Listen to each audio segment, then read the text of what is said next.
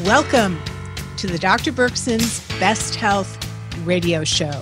And that's my hope, that all these shows help you have your best health and to become your own agile thinker, because no one else will ever care about your health as much as you will.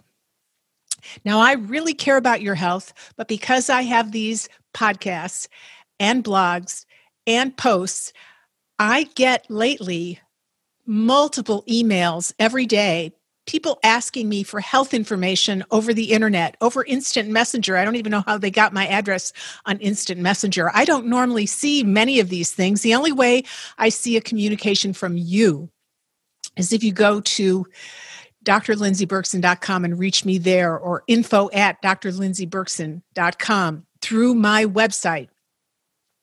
What really struck me was some woman, I guess, who sent me, there's so many portals to communicate with people through. Sometimes you see someone communicated with you or you don't see it, and it's lost in the cyber mess surrounding us of all these threads and wires and energy particulate rays, because there's just too many portals with which to communicate. So somebody out there in cyberspace sends me some kind of desperate message that I never see. And in that message, they ask me for help. And they say, I'm the best thing since sliced bread. They just think I'm great. They listen to these shows and blah, blah, blah, blah, blah, and they want my help.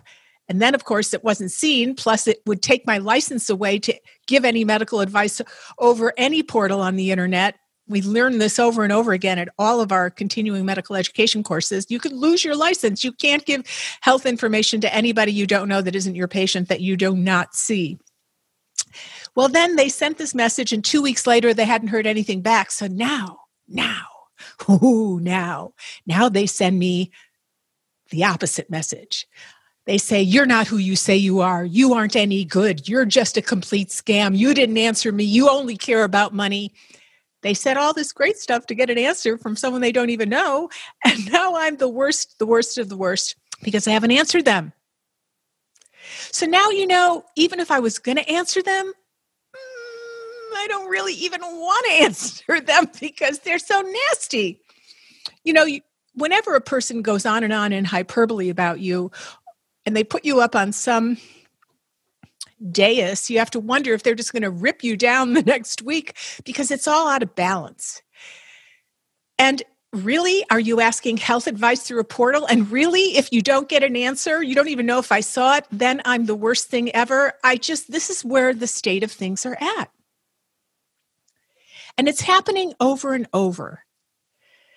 And it's making it harder and harder for healthcare providers to serve you. You want to get the most out of your healthcare provider? Then develop a relationship, because it all comes out of relationships. If they're not someone who allows you to do that, move on. Go to somebody else who will develop a relationship. Let me tell you, I've been writing about this in my membership, which I now have a membership. If you want to hang out with me, ask questions in certain portions of the membership, you can. It's called drlindseyberkson.com/membership. You can just go there and take a little gander at it. That's where you can ask some questions. But it's been harder and harder to work these days because people are more and more aggressive, triggered easily by things. And in our BHRT, Bioidentical Hormone Replacement Coalition, where we're all fighting for our rights to maintain our choice for the hormones that we want, even the doctors, some of the gynecologists have been saying that for the first time in their 20, 30-year career, they're being yelled at by patients, It's very hard to give great help to somebody who's yelling at you. So I've been writing about this in my membership and saying, I don't really know what to do. It makes me not want to see patients anymore. Makes me not want to serve anymore if I'm misunderstood at all these points. And all you need in a month is 3 or 4 of those experiences. Even if you have 20 fantastic experiences, you get PTSD and you think to yourself, is this the way that I really want to spend my moments on this planet? So as I was pondering this and brought this up in the membership, lo and behold, just a few days ago, this study came out. blew my mind, and I'm not alone. And it was on dentists, and it was held in New York, but the study started out by saying that workplace aggression toward healthcare professionals is common in today's American culture, with healthcare setting second only to law enforcement in the rate of violent incidents. Do you believe that? You've heard about what's going on with the cops. Did you know what's going on with your dentist and your gynecologist and your functional medicine doc? More to women than men. But this was a study taking a look at aggression toward dentists. Dentists, don't you want to have a great smile? I'm trying to see if I have lipstick on my teeth because somehow I felt I did. This was about aggression toward dentists in the United States. There are a workforce of about 200,000 dentists in the U.S., and I guess up until now, only 4 studies had ever been conducted in other countries, but this study took place in Manhattan. And what the author, who was a research scientist in the Family Translational Research Group at New York University College of Dentistry, said, and she was the lead on this study, she opens up by saying workplace violence toward healthcare professionals is both widespread and widely overlooked. Is widespread and widely overlooked, and yet people are wanting more and more from their doctors, but they're giving them more. Maybe it's pent-up anger over not really getting great care in their minds over years, but what are you going to do? This is a person sitting in front of you. So the purpose of this study was to provide an initial estimate of rates of patient aggression in dental practices in the United States. So Rhodes, this is the woman, her name that headed this study was Kimberly Rhodes. Rhodes and her colleagues surveyed almost 100 dentists practicing in New York City metropolitan area, and they'd all worked on the average of 17 years, they're into their career. And the participants completed an online survey assessing whether they had ever experienced 21 different types of aggressive behavior, all the way from being pushed or kicked, insulted or sworn at, threats of lawsuits, or posting nasty comments on social media kind of aggression. Turns out that a substantial number of dentists, 1 out of 4 dentists, 1 out of 4 out of 100 dentists experienced aggression in the last year. And this study was just published this last week, and today is November 1st, 2020.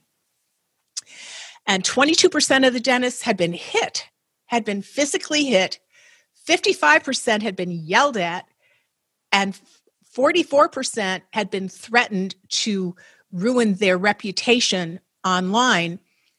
An even larger proportion of dentists were during their whole career, not just the last year, were subjected to physical hits, almost 50%, being yelled at, almost 75%, that's 3/4 of them throughout their career, and almost 70% had been threatened, aggression sometimes during their career. These rates of patient aggression toward dentists are high, and, say Rhodes and the other authors from the New York School of Dentistry, these are comparable with aggression rates reported in other healthcare settings, like with other board certifications.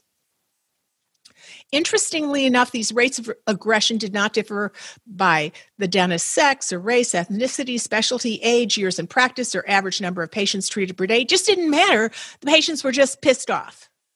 And as a nation, we're becoming nastier and nastier to those that serve us. So like I sat there looking at this note to this woman. So I got that note from a woman, and a day later, I got a note from a woman who I hadn't seen in a few years, and she wanted to know if I possibly thought that a protocol I talked about on a radio show or something could be helpful for her. And I actually had written her back, but for some reason, I guess it came back mailer demon, and I didn't see the mailer demon. So, I get a lot of email each day, and I have a lot of moving parts to putting all this on and living my life. So she thought she'd never been heard from, and it was, again, within this 2-week magic window of 2 weeks. And she wrote back, well, I guess you aren't who you say you are. I guess you're not this. I guess you're not that. You nasty, nasty things, because she didn't hear back. So I took a deep breath because she had been a patient, and I said, I did answer you. Somehow it just got lost in cyberspace, but I was thinking that probably we couldn't help you. And actually, there's a little thread. I don't think she could be helped. I don't.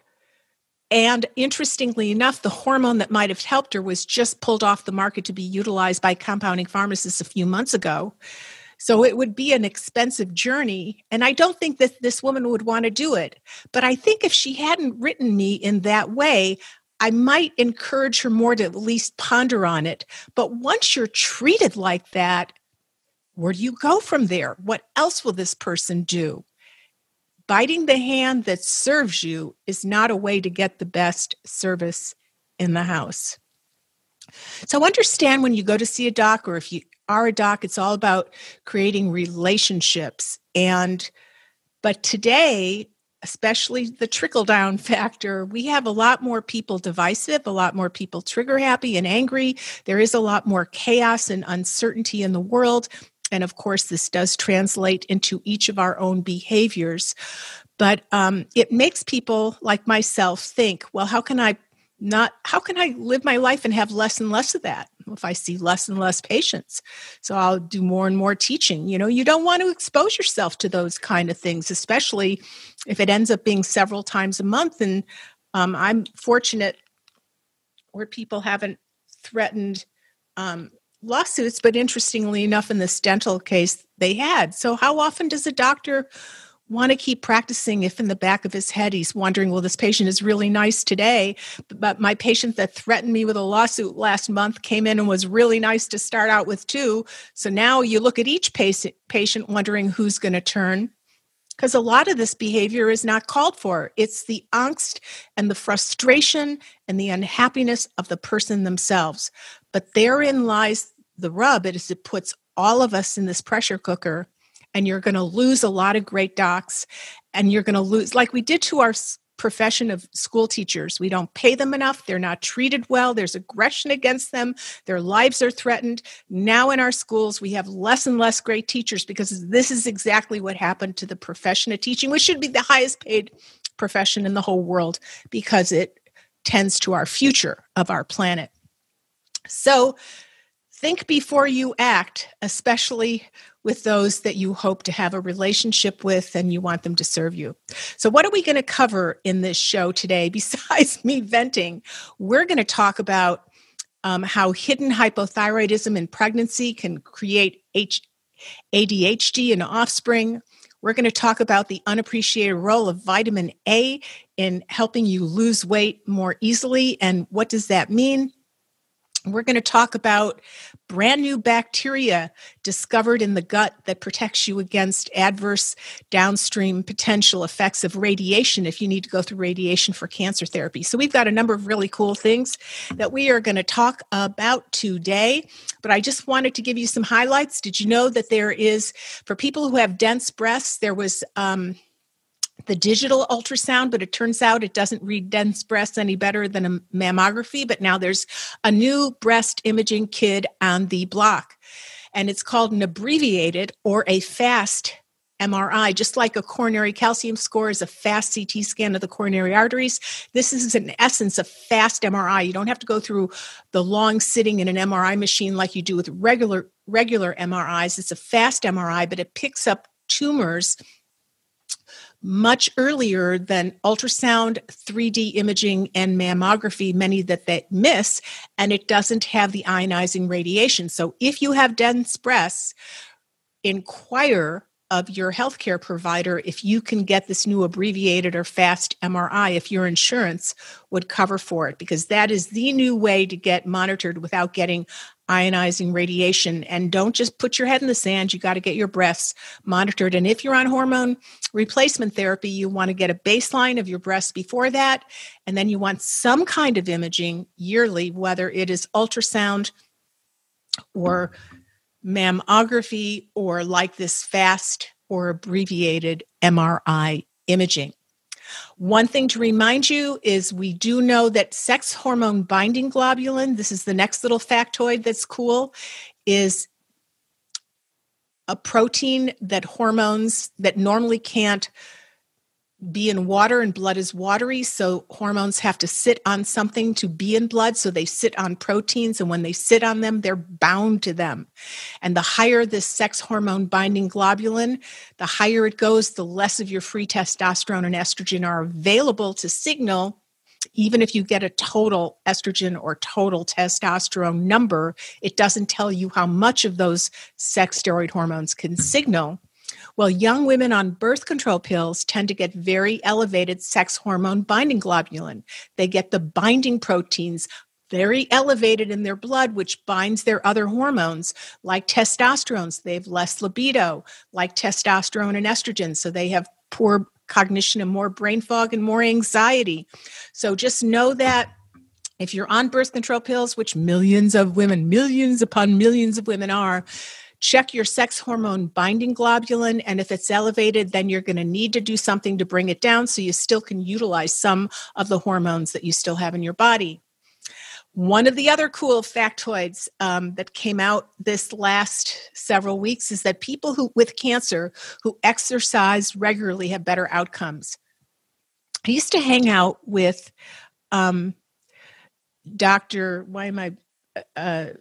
Keith Block from Evanston, Illinois, and now he's in Skokie, Illinois.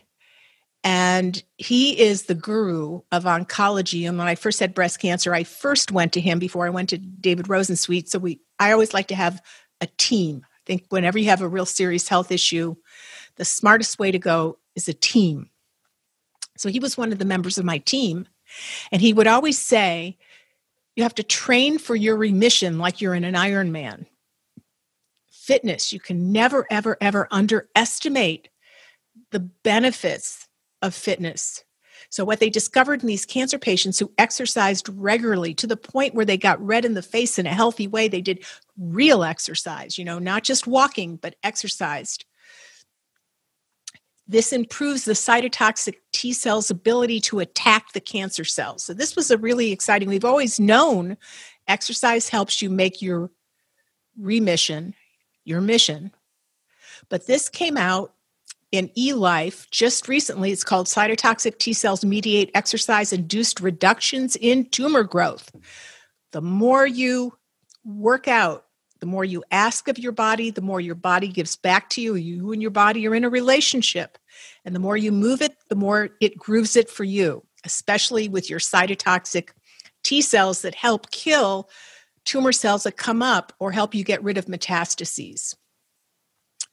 The newest information out, which came out of the American College of Cardiology, they've been doing lots of nutritional stuff lately. This is our next factoid, and it's that artificially sweetened beverages, they took a look at heart disease and compared them to sugary beverages and heart disease, and they discovered that both high sugar drinks like a sugary Coke or artificially sweetened beverages like a Diet Coke are both associated with a higher risk of cardiovascular disease. And that title of that article kind of says it all: sugary drinks, artificially sweetened beverages, and cardiovascular disease in the Nutrinet Santé cohort. And this was published in the Journal of the American College of Cardiology, who's looking more and more, finally, at nutrition and health, which we're happy that they are doing that, because it was really because of them that the whole sugar and fat misunderstanding came forth, but we're going to put that on the back burner. We're not going to talk about that at this moment. So good for them for going down a good nutritional path more these days. So one of the things that's pretty exciting is an article that came from the Medical University of Vienna that got together with some scientists from Harvard University, Boston, and Rutgers University. So a lot of guys with big gray matter going on there, as everybody wants to figure out, how do we slow down the obesity epidemic? The reason that we are the worst nation ever with the outcomes so far of COVID is that we are an obese, inflamed population. And if you're already inflamed, this vasculotropic pro-inflammatory respiratory disease does a lot more damage to a body that's already inflamed. Thus, how do we deal with this? So Vienna scientists and Harvard scientists and Rutgers and Boston scientists got together and they put their thinking caps on. Enter center stage a player that doesn't, it's not very trendy lately, vitamin A. Vitamin A. And when I started talking about vitamin A, one of the people in my membership is in getting her dietitian degree.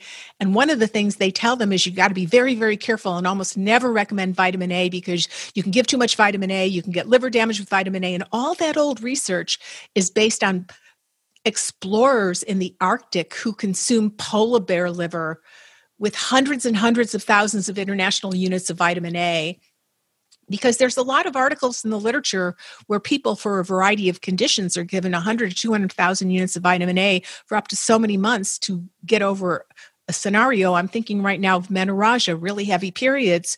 Because estrogen can't dock into its binding domain unless there's retinoic acid, vitamin A there. Vitamin A is important in all the binding domains for all the sex steroid hormones. So in this study of treating women with very heavy periods that nothing else would work on, heavy periods. So menorrhagia is heavy periods. And they gave them 100,000 units of vitamin A, and within 6 to 8 weeks, these women no longer had heavy periods because vitamin A allowed the estrogen to dock more appropriately into the binding domain. Vitamin A adjudicates estrogen, but that was in a large amount. And if you go to dietitian school, you're never going to give that amount. They scare you away from that amount. It's just fear. We're all based on fear. And unfortunately, we miss out on some of the nutrients. So vitamin A has kind of been pushed over to a different realm because everyone's so frightened about it. If you take too much vitamin A, you could just back off from it. Like if you take too much magnesium, you get a little diarrhea, you can back off. If you take too much zinc, you can get nauseated. If you take too much vitamin A, you get a headache, you get dry skin, especially on the tips of your fingers so that they start to flake. And you kind of feel anxious because your vitamin A affects mainly the liver. And when the liver is affected, your mood can be affected. But one of the things that vitamin A hasn't been appreciated till all these smarty guys came together trying to deal with obesity was that vitamin A has a newly appreciated job description. It converts the sluggish fat storing white fat. White fat is where you store all the fat that makes you fatter on your hips, on your waist, the bad fat. It's the fat that stores calories. Vitamin A helps convert the sluggish bad fat, we call white fat, into the brown good fat, because the more brown fat you have, the more you burn off your food, your energy as calories. So people who have more active brown fat are the people who say, I don't have problem with weight. People who have problem with weight have a lot more white fat because they store a lot more of their energy as calories. Brown fat, they burn it off. White fat, they store it. But it's probably not as simple as downing more vitamin A, but it certainly means you don't want to be deficient or even slightly insufficient in it. And usually you have to take more vitamin A than a multivitamin would give you. And most people don't go out and buy separate vitamin A on top of a multiple. I could give you a whole hour talk on all of the different ways that vitamin A helps you be the best you, but this is really about vitamin A and weight loss. So the way that these agile thinkers kind of came to this is that everybody knows that one of the ways to lose weight is to be cold more often. And they observed that cold ambient temperatures, both in humans and in mice, increase vitamin A levels. So the mechanism whereby cold might help you burn off more calories the middleman seems to be vitamin A. And they then saw that this activation of vitamin A, the level of vitamin A in the blood increased when humans or mice get cold, and this helps convert bad white fat to good brown fat, which stimulates fat burning and heat generation. Now, we have a bunch of forms of fat, and we could go on about that. We have silver fat, white fat, brown fat, but for our purposes with vitamin A helping you lose your love handles, we're talking about white and brown fat, the white fat making you more thick in the waist and the brown fat making you more, hopefully, thinner in the waist. During obesity development, let's say you're even getting the COVID-15 and you've gained 15 pounds, you're in the process of storing excess calories, mainly as white fat. And in contrast, brown fat burns energy and thereby generates heat. More than 90% of the body fats in humans are white, which are typically located in the abdomen, in the buttock, in the upper thighs. So the real deal when we want to help people lose weight is to activate more brown fat stores so you burn off more of your energy as heat rather than store it. Well, it turns out that most of our vitamin A reserves, if you take in any from food, from plant precursors, or in a multivitamin, or in food that has vitamin A, like some fish and fish oils, that's all stored in the liver. And being cold stimulates the redistribution. Vitamin A is released from the liver and goes out into the tissues, especially the adipose tissue. And then cold induction increases the vitamin A to travel to the fat and convert the white fat into brown fat, with then a higher rate of fat burning, which leads to easier weight loss. Now, exercise helps make more brown fat. Thus, it's one of the ways exercise helps us lose weight. But this is the first time that we've ever seen that vitamin A plays an important role in the function of adipose tissue and affects global energy metabolism. This doesn't mean you should overdo it with vitamin A, but it does mean you shouldn't be low, normal, or insufficient in vitamin A. The plant precursor is beta carotene. Depends on how well you can make retinol from beta carotene, but foods high in the plant precursors of vitamin A, and this is the perfect time, it's fall, so many of the foods are these colors, red, yellow, orange foods. These are the foods that supply your body with more vitamin A to give you a brown fat, better acting chance. Red curry squash, K-U-R-I, red curry squash is in right now. And if you're one of my members, I'm making the recipe and show you how to make it. And it's one of my favorite soups, and it's so high in vitamin A. So I should be pretty skinny by the time the holidays come along. But that was pretty extraordinary to learn that vitamin A helps promote white to brown fat. And that article came from Molecular Metabolism, called Intact Vitamin A Transport is Critical for Cold-Mediated Adipose Tissue Browning and Thermogenesis. Who knew? Who knew? So don't be afraid of vitamin A.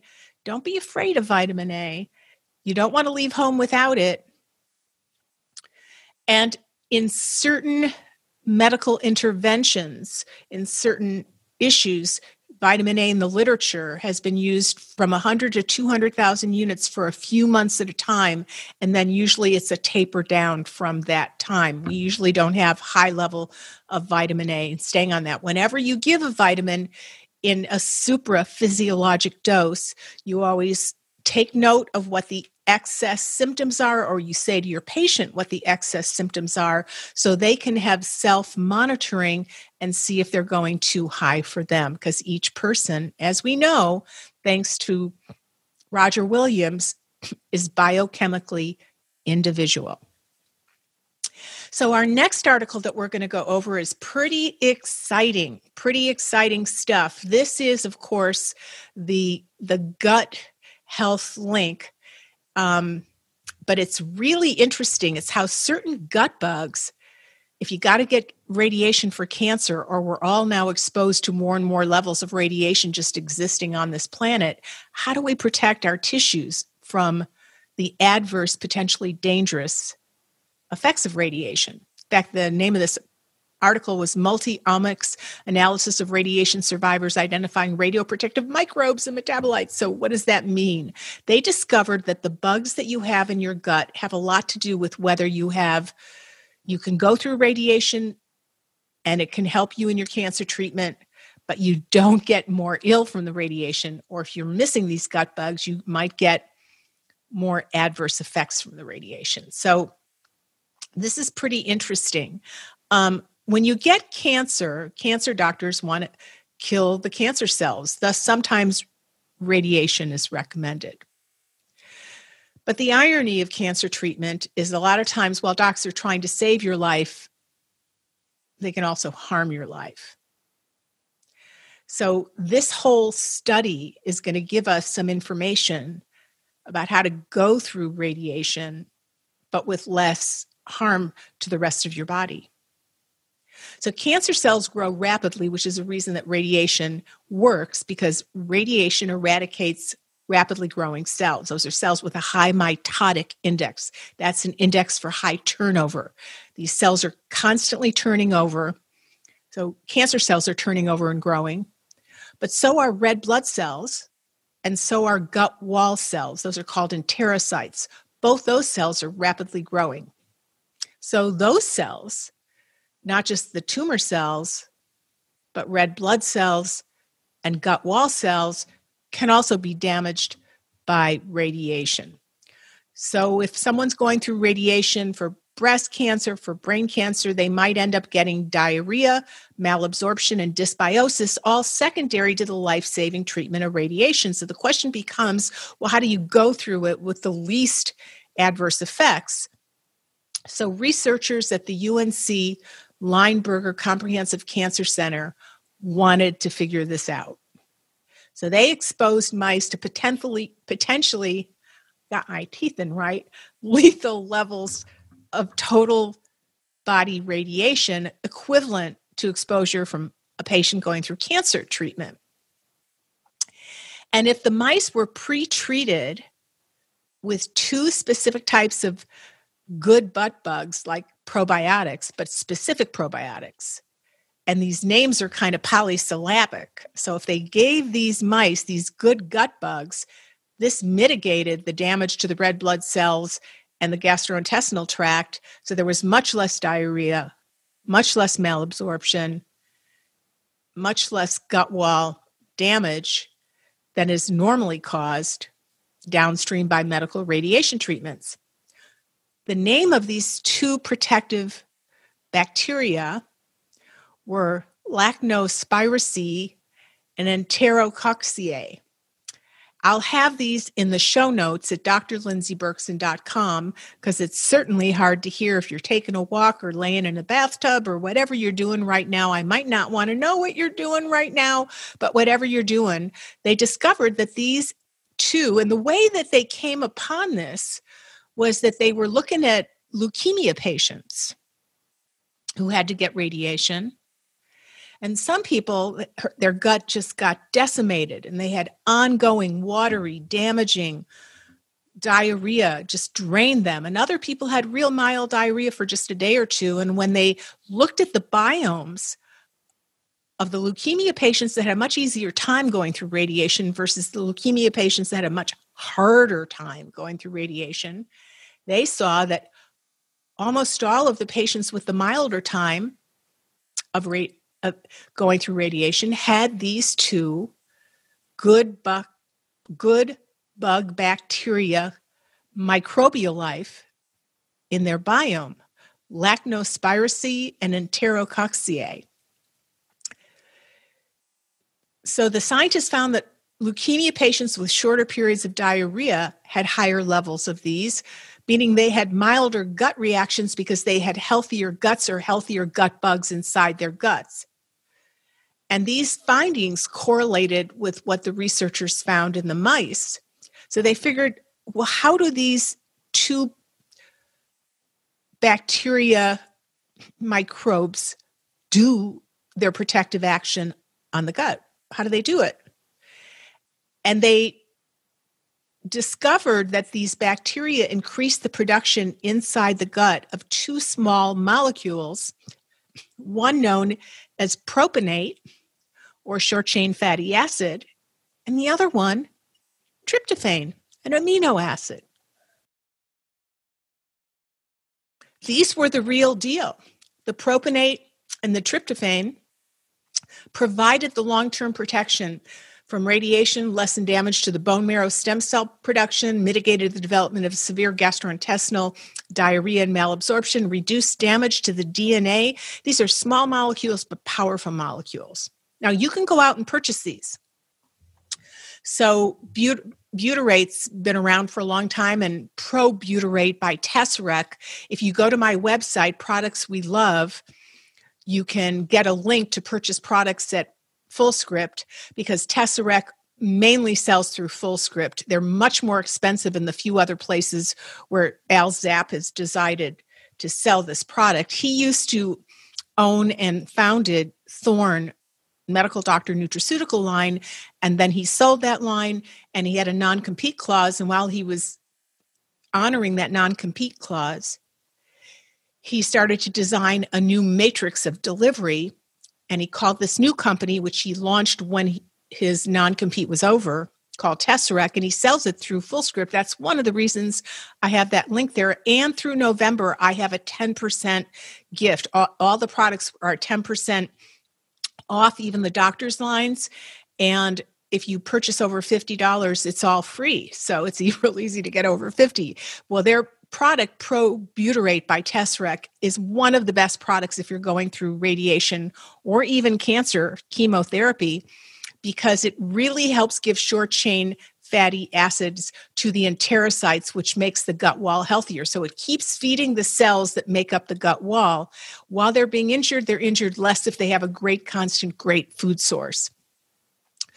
So propionate is a short-chain fatty acid that helps rebuild enterocyte integrity, and it helps fight off all kinds of things. It's even been used in mold patients to help fight off mold. Now here, it fights radiation. And tryptophan, of course, can be purchased also. But there aren't any studies right at this moment showing that these supplements by themselves, not the probiotic bacterial good bugs that boosted their production, there's no studies to show that propionate and tryptophan reduce the side effects of radiation. But if you follow the dots of everything in this science, in my mind, it suggests that it does. And I've seen so many cancer patients do better with giving probutyrate or butyric acid or short-chain fatty acid boosters. Now, what foods boost short-chain fatty acids? Ghee is one of the foods that really boost short-chain fatty acids. Isn't that interesting? Ghee and butter, organic grass-fed butter, but and so does raw green organic banana flour, refined potato flour. All of these things help the body feed that one cell lining that makes up the gut wall of enterocytes. The more you feed and tend with love your enterocytes, the more you can go through anything you're going through, even radiation. I actually have a special soup for my breast cancer patients and their radiation discomfort from treatment that I have used for years. And in my membership level, I'm going to be having a whole day of meeting of how to protect your cancer patients from the treatments meant to save them. So we're going to have that one day as a meeting in our pro level. But this is an amazing study from a cancer center, from the UNC Lineberger Comprehensive Cancer Center, that I was really excited to share with you because it really shows the role of the gut and how it can protect us from damaging potentially lethal exposure. And it works pretty rapidly. And here you show the power of the gut to protect itself if you give it the right building material. The good news also, you might say to yourself, well, if I give butyric acid or tryptophan, or eventually if these probiotics are made commercially available, will they be contraindicated while going through therapy? Because that's always the concern when a lot of my patients go see their cancer docs. They say, go off all supplements while you're going through treatment. And we know that's not true. They just don't know which is which. So to be careful, they're telling you to go off all when some of them might really help you go through the therapy and come out better on the other side. So the good news in this study from the Cancer Center was that in the mice supplemented with these good gut bugs, the benefits of cancer radiotherapy were not lessened. So these bacteria and the metabolites that they make are not contraindicated if going through cancer radiation. So that's pretty exciting with that. And I just wanted to share with you, this is incredible. I love to put beets in almost everything because I know that beet powder really helps boost nitric oxide production and keep your circulation going. But there was a brand new article that came out on how beets rock. So I just made this morning a salmon salad, a wild salmon salad, and I just grated up. I put in grated red cabbage, celery, red onions, dandelion greens. Then I put in bread and butter pickles and then non-sweetened pickles and capers. And then I put in the wild salmon and mayo and mustard and herbs. And then I put in little tiny diced beets. So the salmon salad came out reddish. Let me explain to you why I'm putting beets into so many things I'm eating these days. We could go on and on about recipes for that.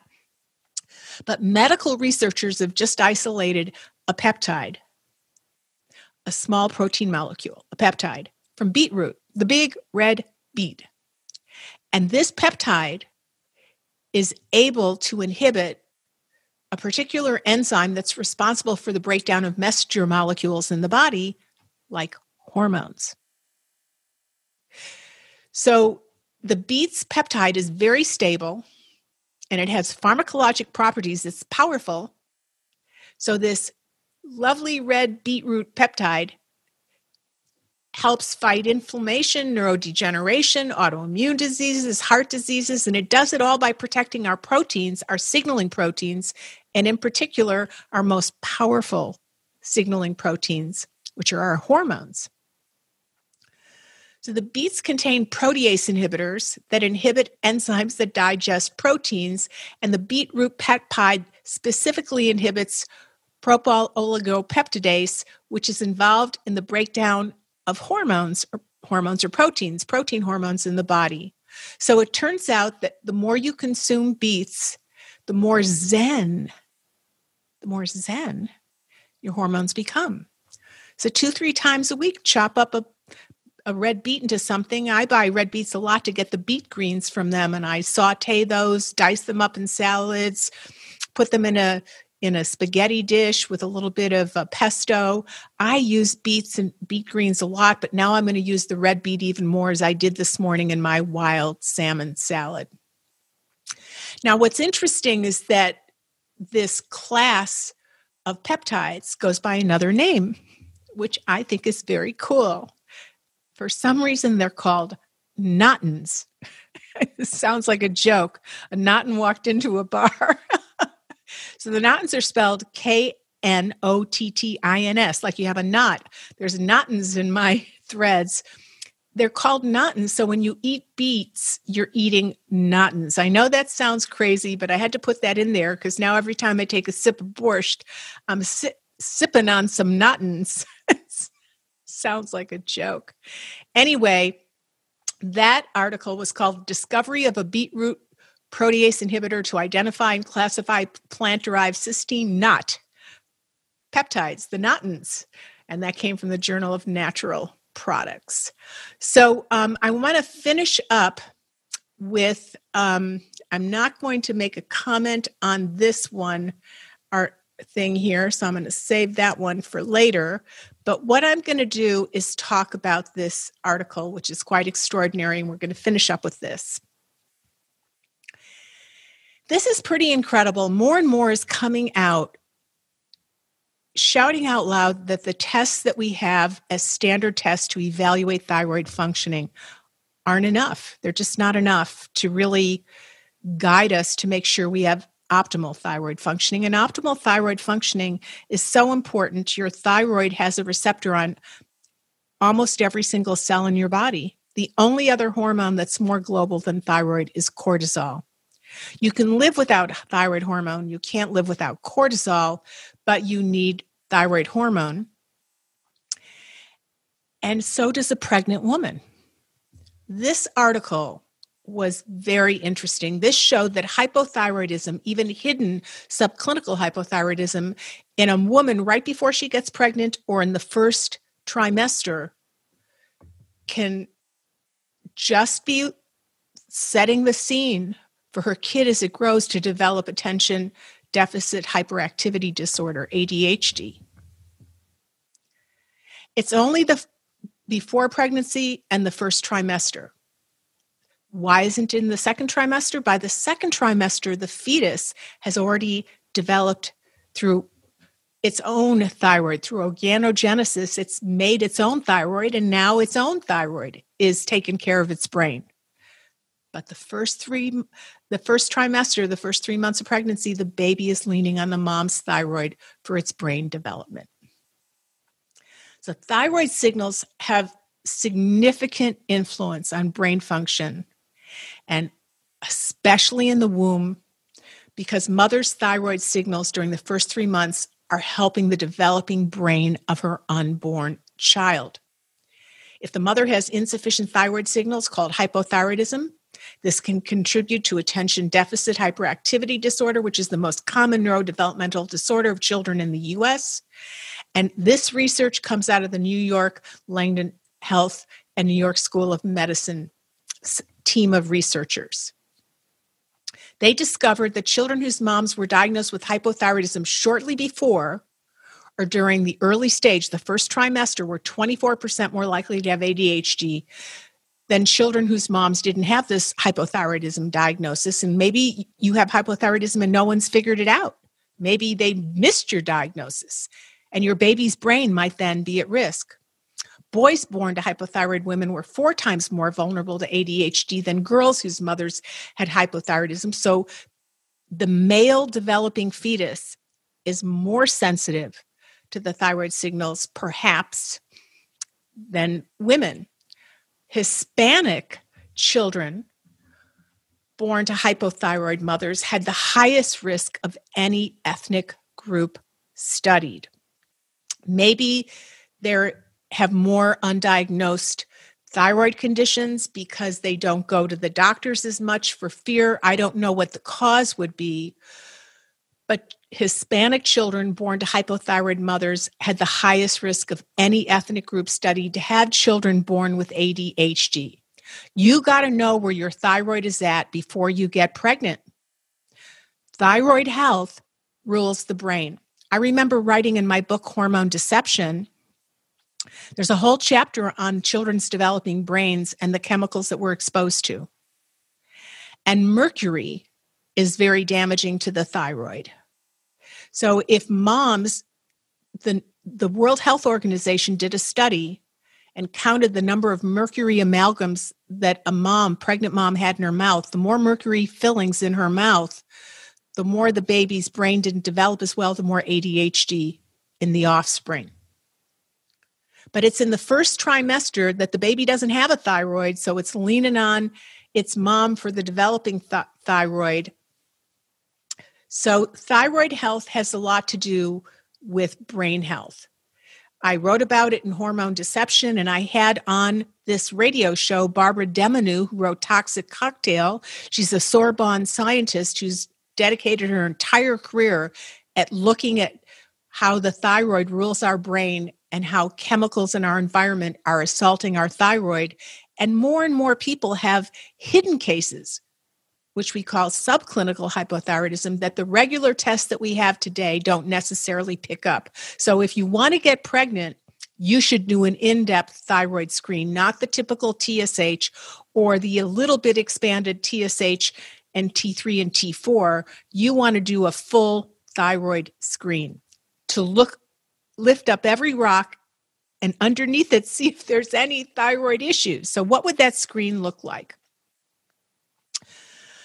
It should have free T3, free T4, total T3, total T4, TSH, reverse T3, thyroid binding globulin, serum iodine, and lately I've even been running, I run antibodies like thyroid peroxidase antibody, but also I have been running antibodies to free T3. Now, in the pandemic, they've stopped running some of these tests, but I had one patient that nothing else showed up until we had a positive on the antibody against free T3. So even though her free T3 looked good and her TSH looked good and everything else looked good, she had an antibody fighting against that, so she couldn't get normal thyroid functioning. And I know how often thyroid conditions just don't come to light. The tests that we have just don't accurately evaluate them. Even Medscape, that's a very conservative online journal, goes out to about 6 million practitioners around the world, but it's big pharma based. In the last few years, it's been saying, hey, these thyroid tests, TSH, even total T3 and T4, they don't really tell us everything that's going on in peripheral tissues. So like the womb would be a peripheral tissue. So they had an article on infertility, and they say if a woman comes into you and she's done everything, she's done, IVF and all the letters of the alphabet soup of treatments, and she still can't get pregnant, even though her thyroid test looks normal, give her some thyroid. Do a trial of thyroid. Because we have seen some patients have hypothyroidism not picked up, and hypothyroidism is linked to infertility, as well as now, as we see, it's linked to behavioral disorders in the offspring. So you want to have, before you get pregnant, an in-depth thyroid evaluation by somebody who knows what they're doing. In the olden days, before lab tests were available, so that we didn't always have blood tests to measure your thyroid functioning, what did the old doctors do? Well, the old doctors would do a speed test on your Achilles heel, because the slower your Achilles heel reflex, the more it reflects slow thyroid functioning. And there was a machine that did this called a photomotogram. And when I opened up and worked in my first clinic, when I worked in my first clinic in 1981, it was Dr. Ebnother's clinic. I opened up a clinic many years down the road, and he came and worked for me. But in the beginning, it really was opening my practice within his clinic. I ordered a photomotogram. So we had a photomotogram, and we would run everybody's Achilles heel reflex and then do their blood labs. And often the heel test was more sensitive because these blood labs weren't that sensitive. And back then in the early 1980s, we didn't have this whole in-depth panel that we are lucky now to have, and not everybody around the world does have. So if you do see a doc, when they do the Achilles reflex, and I just had a patient who was a physical therapist, and I told her about this, and she says she's noticed that some people have a very delayed and slower Achilles reflex than others. And I shared with her that that is a suggestion of insufficient thyroid signaling. Now, one of the cases that comes to mind that really strikes how often hypothyroidism can become undiagnosed, and this study says if you're going to have a baby, you don't want to be one of those undiagnosed cases, was a case history that Dr. Alan Gaby would share with us, where he had a woman in the days when charts were paper. They weren't in your computer. So if a patient had been from doctor to doctor to doctor to doctor and never gotten any help, they came in with bigger and bigger paper charts that weighed so much that you could do weightlifting instead of going to the gym with these charts. So this woman came in with lifelong psychiatric suffering, depression, anxiety, unhappiness, brain fog, with this huge chart because she'd seen and tracked from doctor to doctor to doctor to doctor, specialist to specialist to specialist to specialist. That was in the era when everybody only ran TSH. Nobody ran total T3 or total T4. But in that era, those of us in the early stages when functional medicine was growing, we did run reverse T3. We did run free T3, free T4. We did run serum iodines, which is what your thyroid hormone is made of. So Alan ran these tests on her, and she came out normal in TSH, which is what all her other doctors have been looking at, thyroid stimulating hormone. But she came out very low in free T3 and very elevated in reverse T3. Free T3 is your main thyroid signal that goes to the receptor and delivers thyroid messages.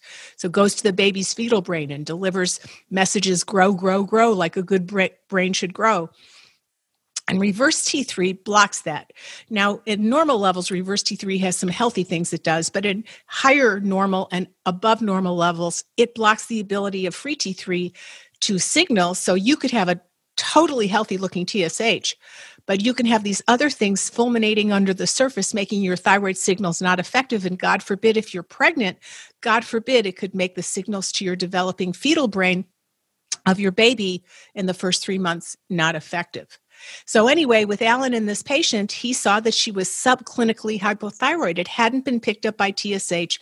That was the old definition of subclinical hypothyroidism. It wasn't picked up by TSH. Oh, it's picked up by something else. So we call it subclinical or hidden hypothyroidism. It's really hypothyroidism by any name you call it that.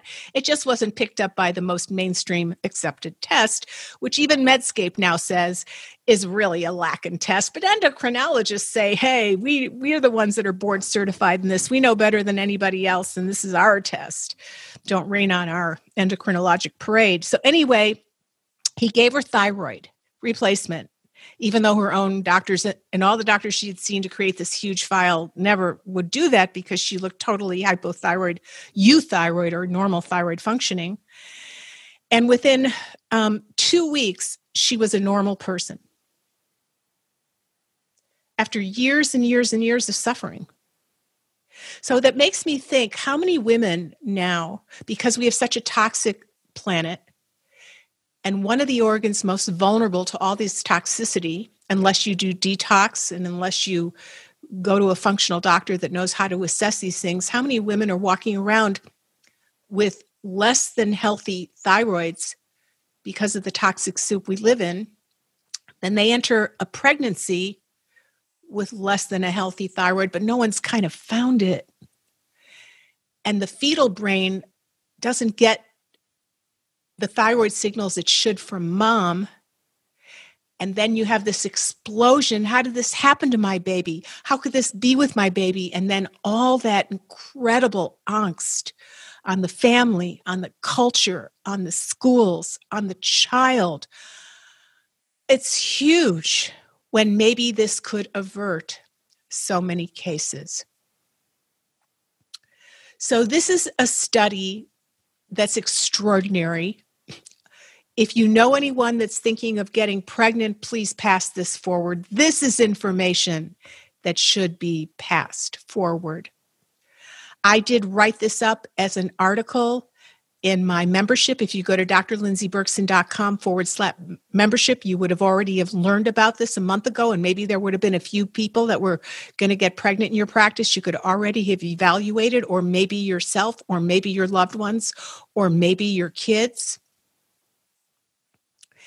I have several shows with my dear colleague who's like a brother to me now, Dr. David Brownstein, and you can do a deeper dive into his deeper dive thyroid evaluation. He says in his practice up to 70% of his women have hypo or subclinical hypothyroidism, many of these cases not identified by today's mainstream thyroid evaluation of TSH or TSH plus total T3 and total T4. Those aren't enough. They're just not enough. You're going to get pregnant. Those are not enough. So this kind of information is life-saving, life-saving, life-saving. If you like to go over these tests again, in my book, Sexy Brain, there's a chapter where I give a long list of my deep dive tests into different hormones, and I give all the tests that I like to run for thyroid, except I didn't then know about the antibody to free T3, so I wasn't measuring that then because we're constantly learning. That's why we have these shows, so we're all constantly learning. But be smart. Knowledge is power. Thinking of getting pregnant, know anyone you love thinking of getting pregnant, get an in-depth thyroid panel. Knowledge is power, and boy, it could protect the brain of the unborn baby. That article came from Maternal Hypothyroidism Increases the Risk of Attention Deficit Hyperactivity Disorder in the Offspring, and it came out of the American Journal of Perinatology. So I really hope that you have enjoyed getting buffed with information today, and that this has given you some new wrinkles with which to go out and be a better you and have your family members be a better them. And hopefully this next week or two will all be a better America and a better planet We can only hope so as the cases of COVID rise in our country, the call ever more for our own health, each of us as an individual and our own immune systems to be strengthened with knowledge and love and community. If you love my energy, and not everybody does, but some people do, you can share more of it at drlindseyberkson.com/membership. I need to pay for all these podcasts to keep them going, or I'm not going to be able to keep them going. And to pay for the blogs and everything I do, I have a whole staff. So I've put this membership together. If you want to just give me money, if you don't care about being in the membership, maybe we should have a little section you could donate, because it's costing us more and more as we do more and more to serve you more and more. Blessings, everybody. Be well. Bye.